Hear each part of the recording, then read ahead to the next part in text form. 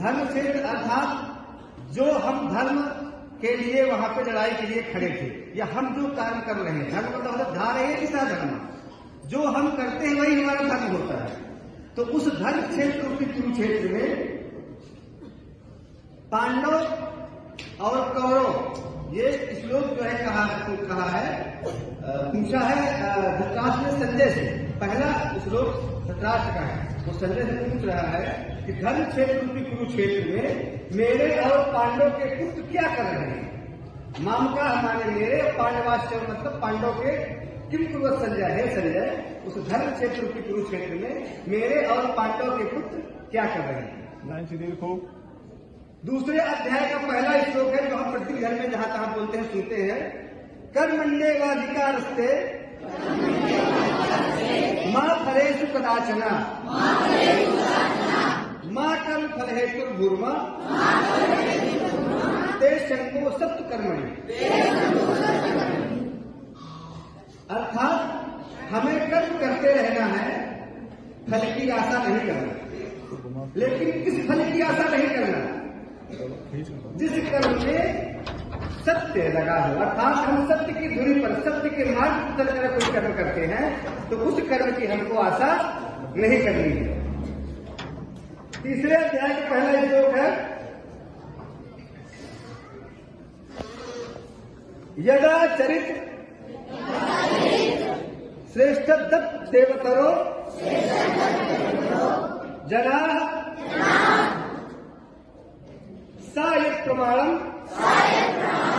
कुरुते लोकदस्तु वर्तते।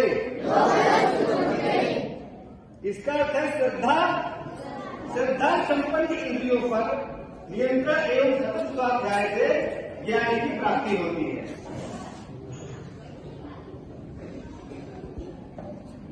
चौथे अध्याय का पहला श्लोक है, श्रद्धान लभते ज्ञानम तत्परम चरितेन्द्रियम ज्ञानम लब्धा परम शांति चिरे गाधिगच्छति। अर्थात किसी से द्वेष की इच्छा ना करे, कामनाओं के जाल में ना उलझे। पांचवें अध्याय का पहला श्लोक है, गेयः सन्यासी जो न दृष्टि कांक्षेति निर्द्वंदो हि महाबाहो सुखम बंधात् प्रक्षुते। अर्थात स्वस्थ तन स्वस्थ मन सफल जीवन का आधार है। छठवें अध्याय का पहला श्लोक है, युक्ताहार विहारस्य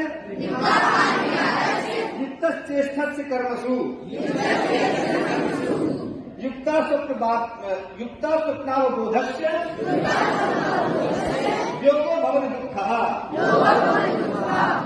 अर्थात इच्छा और द्वेष के बढ़ने से मनुष्य का पतन हो जाता है, मनुष्य का पतन होता है। अगले अध्याय का पहला श्लोक है, इच्छा देव समुत्थेन दंभ मोहेन भारत सर्वभूतानि समोहम सर्वे यान्ति परन्तप। अर्थात उत्कृष्ट जीवन के लिए कठिन से कठिन परिस्थिति में भी ईश्वर का स्मरण करते रहना चाहिए। अगला श्लोक है अगले अध्याय का, तस्मात् सर्वेषु कालेषु